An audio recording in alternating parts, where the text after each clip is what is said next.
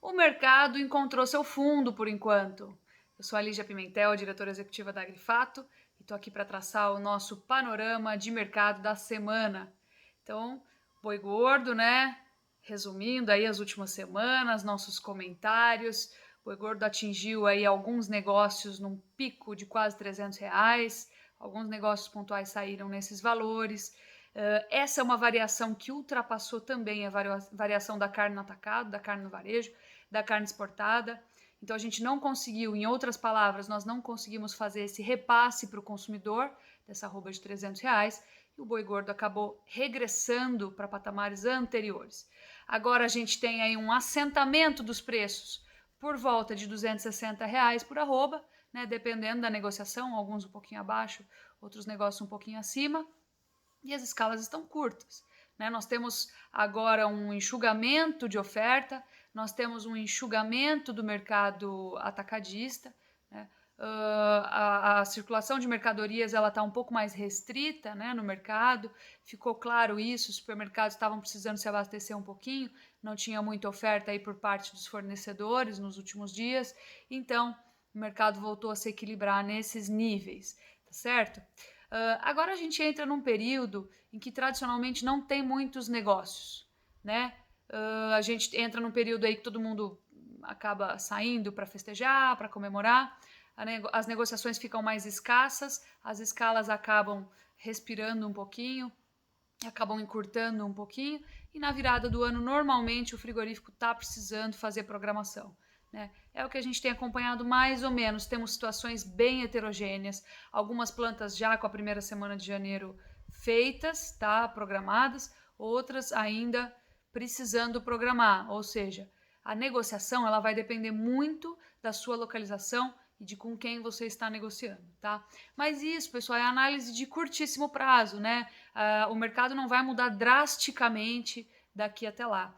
O que vai fazer a diferença, sim, no mercado, na nossa opinião, né, vai ser a partir de março, que é quando as exportações começam a ser retomadas, né? Nós temos normalmente movimento de volta às aulas, agora nós vamos precisar ver como vai ficar isso, porque algumas escolas vão voltar só uma vez por semana, 2 vezes por semana, cada escola vai ter uma programação bem específica, então nós vamos ter que reaprender como vai funcionar essa volta às aulas, né, a partir desse cenário e desse ambiente de pandemia que nós estamos vivendo, tá certo? Mas a retomada econômica é algo em que a gente acredita sim, e explico por quê.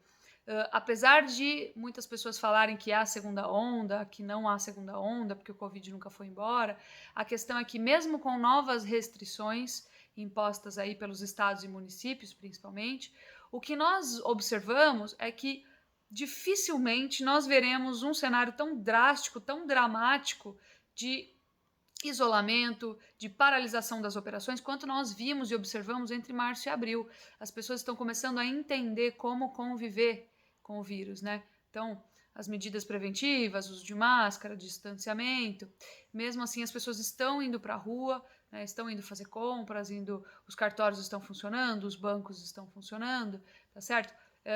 Alguns escritórios que estavam trabalhando com home office já retornaram, então nós temos uma circulação talvez um pouco restrita, a gente não tem um medidor oficial para isso, mas nós sabemos sim que naquele nível que a gente observou de Faria Lima deserta, por exemplo, que é uma coisa que a gente vivenciou, até postamos em alguns canais nossos, isso muito provavelmente não vai acontecer de novo, as pessoas estão aprendendo a conviver e o Brasil não tem cacife para isso, né? O brasileiro tradicionalmente não tem poupança, não vai conseguir parar de, né, trabalhar para se manter durante esse período. Então, daqui para frente, pensando num balanço 2021, nós devemos entrar num ciclo de recuperação econômica, né? Retomada aí de atividade, possivelmente retomada de empregos, e essa retomada de empregos vai ser fundamental para que a gente possa aumentar o consumo doméstico de carne bovina. Lembrando que na nossa projeção, o consumo doméstico de carne bovina caiu 13%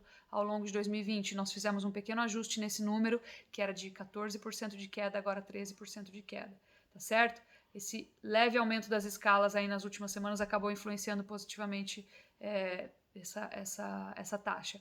Então nós devemos lembrar, muito importante, tá?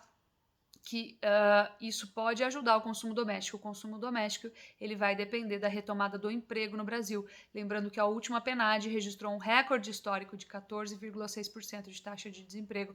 Isso é bastante acelerado, né? A gente sabe que o consumo doméstico de carne bovina ele depende da renda, né?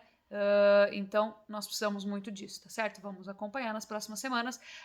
Acreditamos que sim vai haver uma recuperação, uma retomada do emprego, exatamente pelo motivo que eu acabei de falar, né?